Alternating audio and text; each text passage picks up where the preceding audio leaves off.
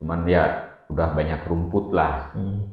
Udah banyak rumput yang mungkin dia sudah lama nggak Lurus juga mungkin. diurus ya. Ada kakek-kakek itu yang tinggi kurus itu lagi jongkok ngadep ke saya, cuman wajahnya samar, soalnya lah gelap lah, Samar-samar gitu ya, nggak terlalu ya. terang. Ada lampu, cuman terlihat ada lampu dari dalam rumah aja gitu. Pas saya lihat itu lagi jongkoknya itu lututnya tuh nyampe ke dagu.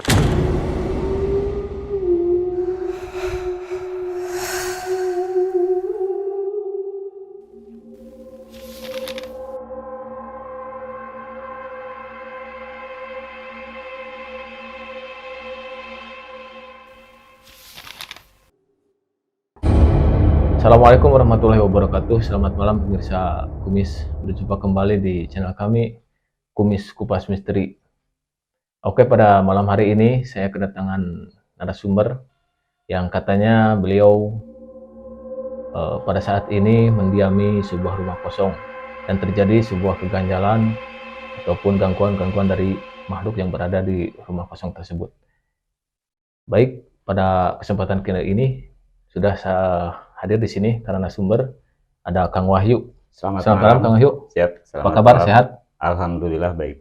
Baik, Kang Wahyu, menurut informasi yang kami dapatkan bahwa Kang Wahyu ini seorang yang mendiami sebuah rumah kosong gitu ya, yang berada di suatu tempat. Bisa diceritakan kronologis tentang pertama awal dari Kang Wahyu mendiami rumah tersebut? Ya, pertama saya pergi ke sana ingin menenangkan hati lah, niat menenangkan hati, pergi ke rumah untuk mendiami rumah kosong itu.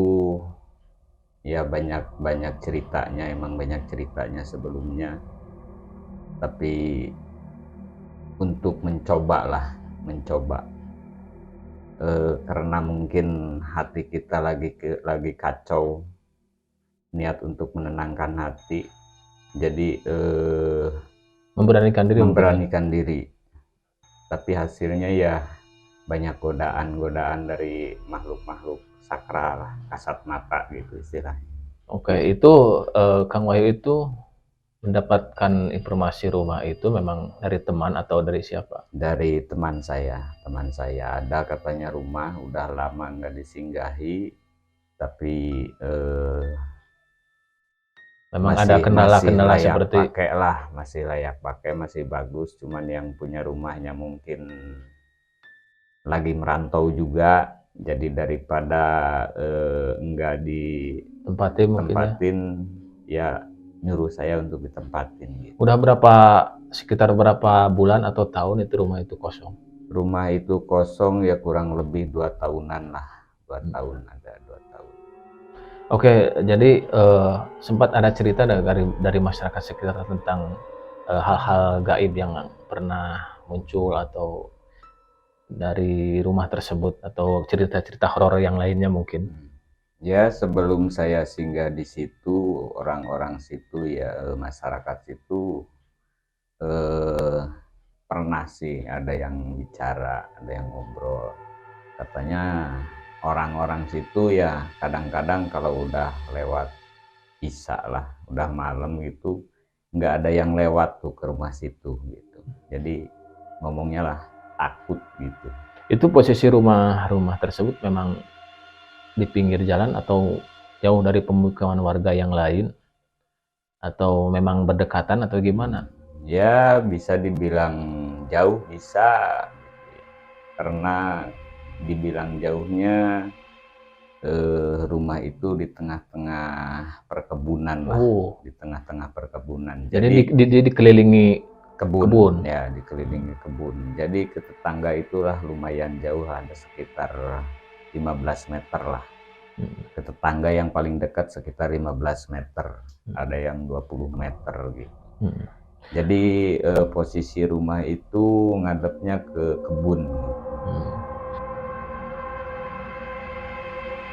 Oke, itu awal cerita mungkin dari kisah Kang Wahyu untuk mendiami rumah tersebut ya. Baik, selanjutnya mungkin awal cerita atau kisah yang dialami Kang Wahyu waktu pertama kali itu bagaimana sih? Ya pertama mulai ada gangguan-gangguan gitu ya. Saya anggap itulah makhluk sakral yang ingin kenalan Iya, gitulah. Karena mungkin saya sudah sering lah, istilahnya sudah sering nemuin yang seperti itu. Jadi ya dibiasain nggak takut gitu. karena mungkin ada keberanian tersendiri dari Kang Wahyu mungkin ya, karena Iya, sudah terbiasa dengan hal iya tersebut. seperti itulah. Dari keberanian, soalnya kalau istilahnya kalau makhluk-makhluk sakral itu dengan sugesti kita yang kuat, justru makhluk-makhluk gaib itu semakin melemah. Iya, Energi kita semakin kuat, ya makhluk sakral itu semakin melemah iya. gitu. Jadi kalau misalkan kita takut, energi makhluk sakral itu justru malah semakin kuat. Oke, betul. Nah, gitu. Pertama dapat gangguan itu saya sekitar sudah seminggu lah mendiami rumah itu. Hmm.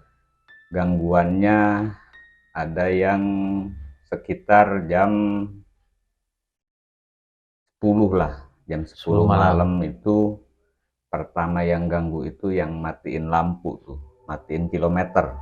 Oh iya, Ya kalau sekali apa 2 kali itu mungkin lah, biasalah ada mungkin gangguan ada mungkin ya. gangguan PLN gitu Mm-mm. kan. Tapi ini ada 3 kali sampai 4 kalinya tuh yang matiin lampu, matiin kilometer. Lewat kilometer. Lewat kilometer.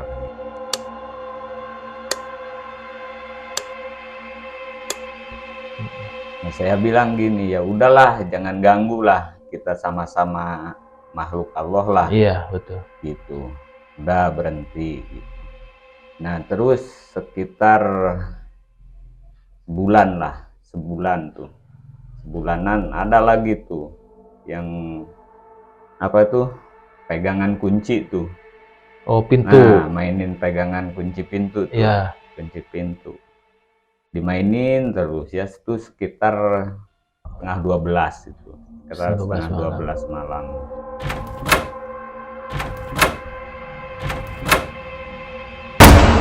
Itu posisi Kang Wahyu lagi tidur apalagi masih belum tidur? Kalau yang betul yang gangguin mainin kunci itu saya baru masuk kamar tuh.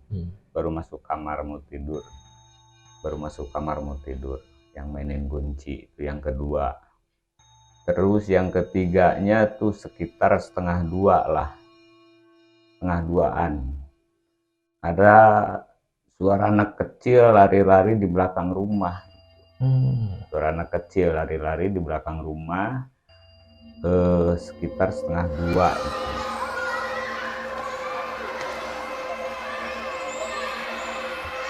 Itu sempat dilihat nggak sama Kang Wahyu ke Kalau dilihat, suara tersebut? kalau dilihat ke sumber suara enggak tuh, itu adanya di belakang. Jadi lumayan jauh lah dari rumah ke belakang itu. Kalau jalan ke belakang lumayan jauh gitu ke pintu. Iya. Tapi posisi di belakang itu posisinya gelap ke tetangga jauh gitu. Masa lah ada anak kecil lari-lari di belakang rumah, Jam 2 malam. suara sandal anak kecil di belakang rumah jam 2 malam. Itu kan mustahil. Iya, nggak wajar gitu, ya. nggak wajar gitu. Tapi saya udah anggaplah mungkin itu makhluk-makhluk yang ganggu lah. Betul. Makhluk-makhluk sakral yang ganggu. Begitulah. Itu sering, maksudnya kalau pada posisi malam hari, sering nggak misalkan malam harinya lagi suka ada kayak begitu lagi, ataupun gangguan-gangguan yang lainnya gitu? Oh, yang gangguan kemarin itu yang terakhir lah, bisa dibilang terakhir. Kalau yang di dalam rumah kemarin yang terakhir saya lihat, saya lagi duduk, lagi mainin HP lah. Iya. Lagi mainin HP, tuh di kamar belakang tuh ada tas jatuh. tas jatuh, pas saya lihat tuh ada makhluk yang tinggi besar, hitam, tangannya pendek, jarinya cuma tiga jarinya, kayak seperti gini lah. Iya. Tiga tuh jarinya, tiga, pendek gini, tapi badannya tinggi, hitam, ngebelakangin saya, kepalanya moncong lah, moncong ke Moncong ke atas. atas. Nah gitu, moncong ke atas kepalanya. Ya saya nyobain beraniin diri, langsung saya foto. Oh, pada malam itu Kang Wahyu itu sempat juga memotretnya ya? Sempat saya foto di kamar belakang, kan gelap. Kamar belakang gelap. Ya saya iseng lah. Tadinya saya iseng. Ya dapat syukur, nggak dapet ya nggak apa-apa gitu. Saya beraniin diri, langsung saya foto. Pas dilihat tuh ternyata ada nampak gitu. Ada nampak Di foto itu. ya, makhluk tinggi hitam, kepalanya moncong, moncong panjang, ya sekitar 2 meter lebih lah. Sekitar berarti 2 meter lebih. kalau begitu mungkin Kang Wahyu punya juga fotonya yang ada di ponsel mungkin. Ada, mudah-mudahan masih ada. Oke pemirsa, jadi bikin penasaran ya, nanti kita akan perlihatkan foto Kang Wahyu di sesi terakhir mungkin ya, karena memang ini hal yang nyata dari ponsel kamera Kang Wahyu mencoba memberanikan diri untuk memotret makhluk tersebut. Jadi itu waktu Anda memotret makhluk tersebut, memang tidak ada gerakan sama sekali dari makhluk tersebut. Makhluk itu Misalkan atau ada suara-suara atau dia bersuara atau gimana? Kalau bersuara sih enggak, cuman itu tas jatuh kayaknya ngasih tahu gitu. Ngasih tahu, tas jatuh itu ngasih tahu bahwa saya gitu, kata dia mungkin, bahwa saya ada di sini gitu. Bahwa saya ada di sini gitu. Mungkin dia bicaranya lewat benda lah, lewat benda. Dia ngejatuhin benda, pas saya ngelirik, nah adalah makhluk itu. Tapi pas saya ambil gambarnya, dia nggak apa-apa, cuman saya foto, dia menghilang, langsung menghilang lah, kayaknya tahu nembus tembok atau apalah itu. Pas saya foto, ternyata ya itulah hasilnya gitu, itulah hasilnya. Mungkin Kang Wahyu bisa menceritakan posisi rumah tersebut, misalkan kamarnya di sebelah mana, terus posisi Kang Wahyu melihat makhluk tersebut itu di sebelah mana? Boleh saya sambil ngerokok? Silahkan. Biar tenang lah. Ya. Posisi rumah itu di dalamnya. Misalkan Di dalam kamarnya rumah berdempetan itu atau bagaimana? Kamar 3 ya, kamar 3. Jadi saya lagi duduk ngadep ke kamar yang 3 itu, kan kamar tuh ngejejer 3 lah. 3 kamar. Jadi posisi Anda ada di ruang tengah? Posisi saya lagi di ruang tengah lah, lagi duduk di ruang tengah, ya di tempat kerja juga lah, di tempat kerja. Jadi posisi kamar tuh yang depan, kamar depan tuh kosong. Saya suka tidur tuh di kamar yang tengah. Saya suka tidur di kamar yang tengah. Yang posisi makhluk sakral itu ya di kamar belakang. Di kamar belakang emang gelap, nggak ada lampu sama sekali. Emang jarang dipakai lah, biarpun nggak ada pintu tapi jarang masuk gitu. Jarang masuk lah. Kamar yang ketiga itu berhadapan dengan kamar mandi. Berhadapan dengan kamar mandi, pintu yang ke... Oh, jadi kamar yang di belakang itu berhadapan antara pintu kamar mandi dengan kamar mandi. Nah, pintu kamar mandi ke sumur lah, ke sumur. Ke kamar mandi. Seperti itu posisi rumahnya gitu. Berarti itu si kemunculan makhluk yang sempat Kang Wahyu foto itu ada di posisi di kamar Yang tengah apa yang di belakang? Posisi makhluk itu ada di kamar yang belakang, di kamar belakang. Tapi ya serasa saya makhluk itu emang eh, mendiami rumah itu semenjak sumur itu ditutup. Oh Kan jadi dari atasnya dicor lah, dicor mm, cuman disisain paling ada 20 cm lah. ada lubang, Disisain ada lubang ya buat nurunin eh, timba mungkin ya. timba, ya buat timba. Nah, makhluk itu serasa saya singgahnya di situ semenjak ditutup tuh.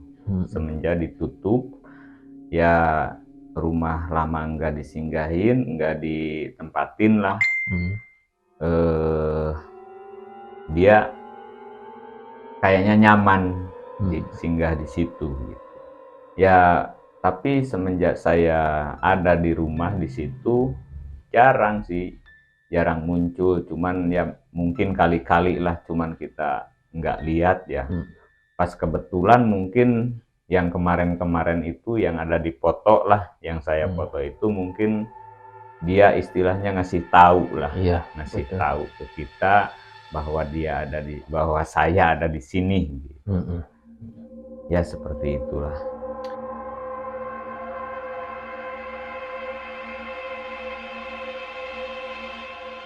Iya, itu kan gangguan-gangguan yang ada di dalam rumah itu kan, Kak Wahyu.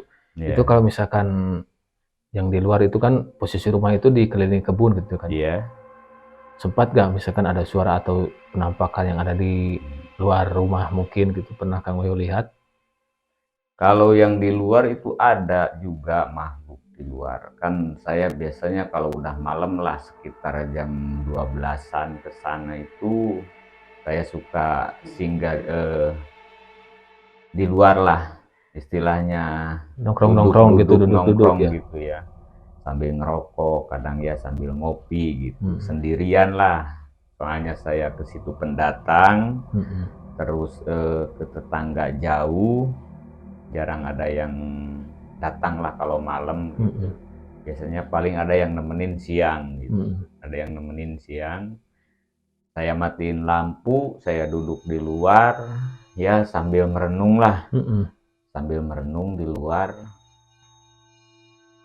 Waktu itu sekitar lah jam 12 lebih lah. 12 lewat. Di depan saya itu ada kakek-kakek tinggi, kurus.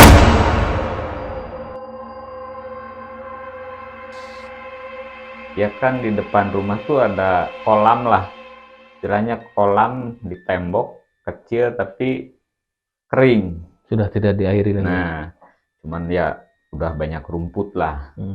Udah banyak rumput ya, mungkin dia sudah lama nggak Lurus juga mungkin. diurus ya. Ada kakek-kakek itu yang tinggi kurus itu lagi jongkok ngadep ke saya, cuman wajahnya samar.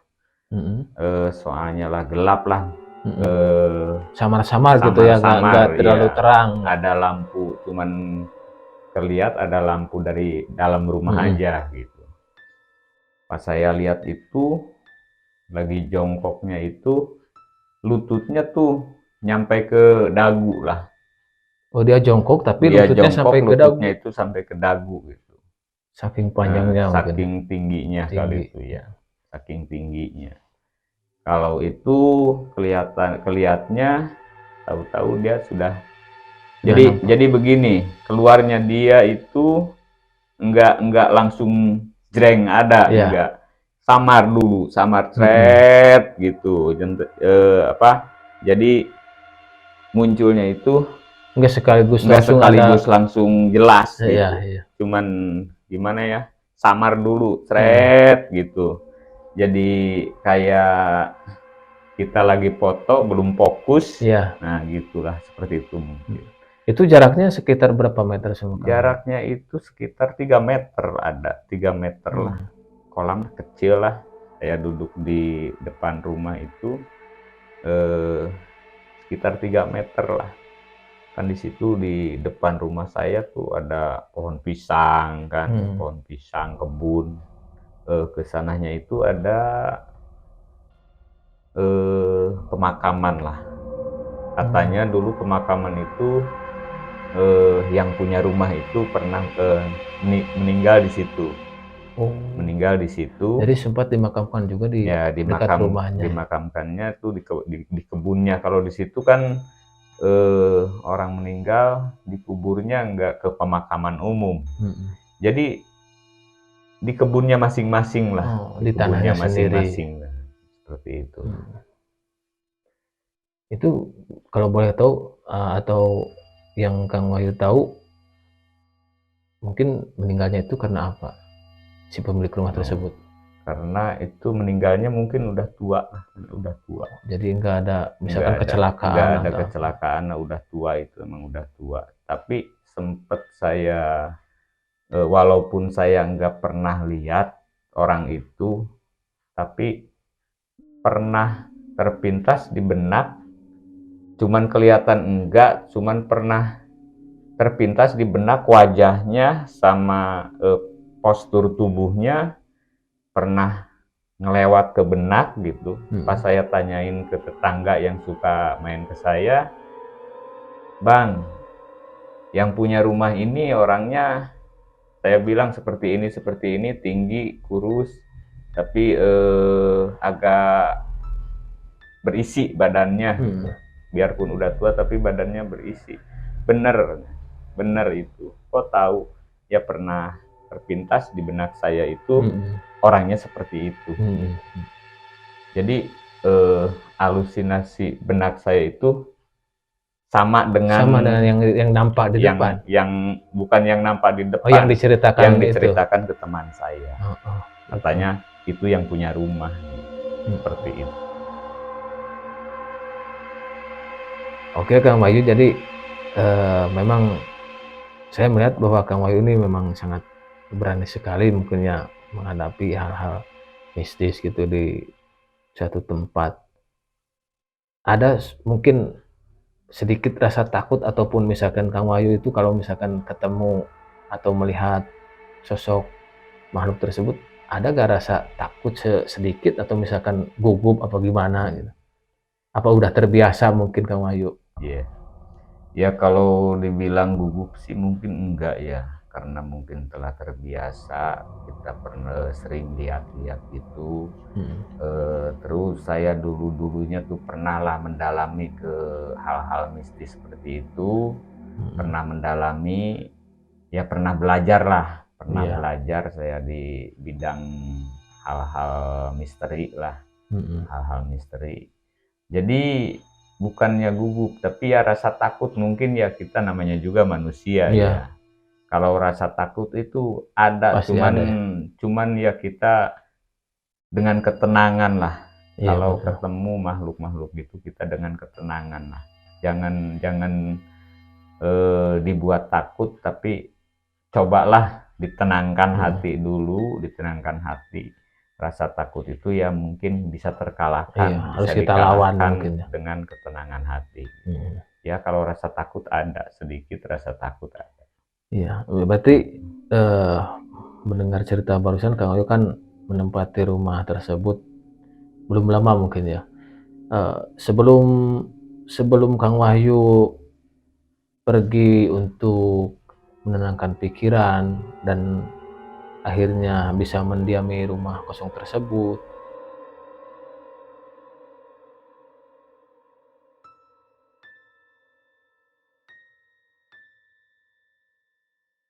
pernah nggak misalkan sebelum Kang Wahyu mendiami rumah tersebut kan otomatis Kang Wahyu mungkin di kampung halaman di mana gitu kan pernah juga ada cerita atau berinteraksi dengan hal-hal gaib seperti yang sekarang Kang Wahyu sudah dialami mungkin. Ya kalau di luaran ya dulu sih pernah lah, sering, bukan pernah, sering lah, dulu sering.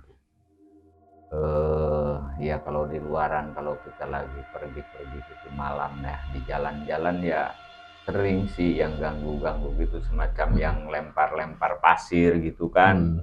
Yang lempar-lempar kayak yang lempar pasir ke pohon gitu.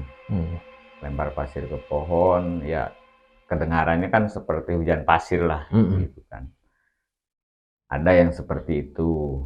Terus ya nemuin yang sakralnya itu yang mungkin ya dibilang nyata ya nyata, dibilang gak nyata ya kita kan gak jelas lah. Itu yang kalau zaman sekarang kayaknya dibilangnya itu kuntilanak apa itu. Nah semacam gitulah, mungkin semacam kuntilanak. Anda pernah melihat atau Pernah saya melihat tersebut? kuntilanak itu dulu waktu masih muda lah, mungkin sekarang udah tua gitu lah. Sekian tahun ke belakang lah, mungkin sekian tahun ke belakang tuh terbang gitulah. Itu posisinya Anda waktu itu sedang Ya di mana, sedang apa? saya sedang di hutan, ya sedang mancing kayaknya tuh, sedang mancing dulu tuh, karena sedang mancing. Yang terbang itu saya cuman lihat aja lah. Ya kita bilang ngobatin hati itu paling ya kita sama-sama makhluk Allah lah. Kita sama-sama makhluk Tuhan, kita lebih mulia lah daripada dia. Ya cuman itulah untuk menenangkan hati, mungkin ya kita bisa bicara gitulah paling seperti itu. Jadi posisi yang barusan ceritakan si kuntilanak itu, Kang Wahyu itu lagi mancing nih katanya.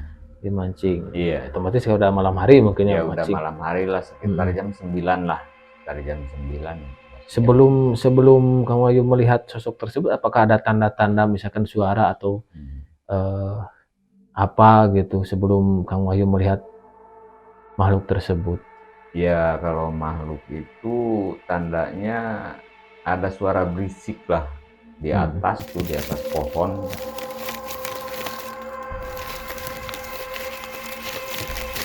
Di atas pohon ada suara berisik kayak gimana gitu. Awalnya saya diem, saya dengerin suara apa, tahu suara kalau binatang kan binatang apa gitu kan. Kalau binatang apa, tapi didengerinnya suara itu semakin dekat gitu. Suara itu semakin dekat. Nah saya pegang lampu senter, saya pegang lampu tuh senter, ya pegang senter. Udah dekat, nah baru saya terangin tuh lampu. Langsung Anda sorot ke posisi suara tersebut. Nah seperti itu, langsung saya sorot. Dia tuh terbang, tapi kan ya posisi malam lah, samar gitu kan. Posisi malam samar, dia terbang. Ya saya sih takut juga sih, takut kaget soalnya mungkin. Ya mungkin dia kaget, terus saya takut lah. Waktu itu saya terus terang lumayan takut lah, ada posisinya di tengah-tengah hutan, di hutan lah, di hutan ya, di hutan di dekat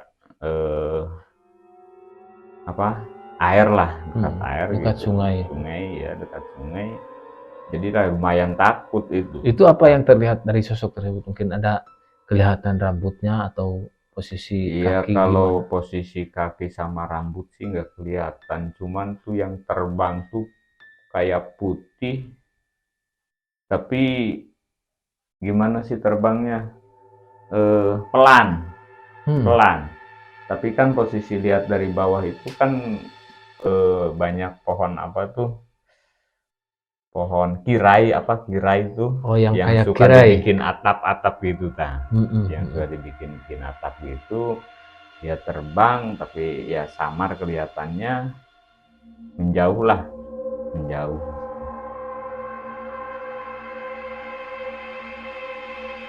Ya pemirsa, mungkin itu kisah yang dialami oleh Kang Wahyu. Yang pertama mungkin tadi ya mendapati hal-hal gaib di rumah kosong, dan kemudian yang terakhir barusan menceritakan hal-hal yang di luar di luar kampung halamannya, yang saat beliau lagi mancing mungkin ketemu sebuah sosok yang bernama kuntilanak. Cukup menarik. Barusan kita sudah mewawancarai Kang Wahyu, yang apa yang dialami oleh beliau itu memang real, Iya, nyata, mudah-mudahan tidak ada yang ya, direkayasa.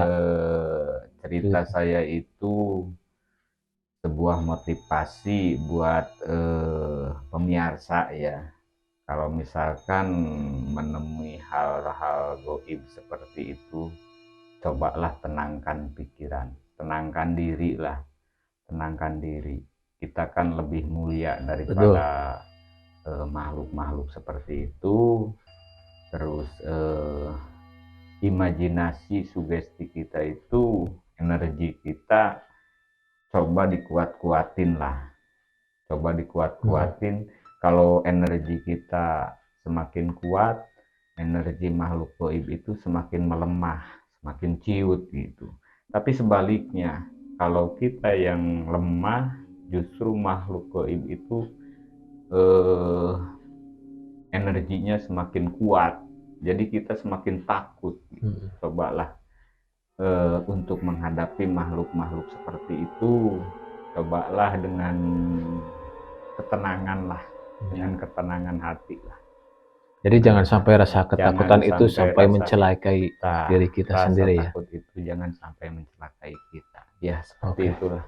Baik, terima kasih Kang Wahyu atas informasi yang telah diberikan kepada kami. Sama-sama, terima kasih. Mudah-mudahan apa yang disampaikan Kang Wahyu ini ada manfaatnya ataupun sangat berkesan di para pemirsa Kang Wahyu. Betul.